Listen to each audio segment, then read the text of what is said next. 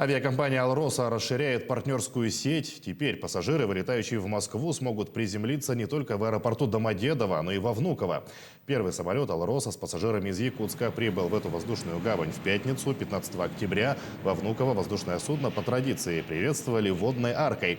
После прошла торжественная церемония, на которой авиакомпания и руководство аэропорта объявили о начале сотрудничества. Спасибо.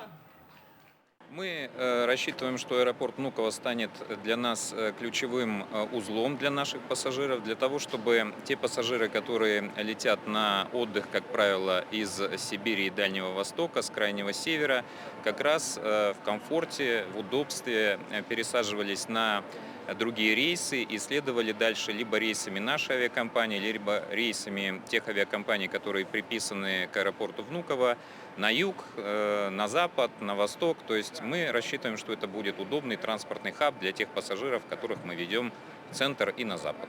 Мы уверены, что аэропорт сможет обеспечить высокие качества обслуживания для пассажиров авиакомпании, для персонала авиакомпании. Да, будем развиваться вместе. Я надеюсь, все будет отлично. Ежегодно во Внуково обслуживают около 200 тысяч рейсов. Маршрутная сеть аэропорта охватывает всю территорию России, а также страны ближнего зарубежья, Европы, Америки, Азии и Африки.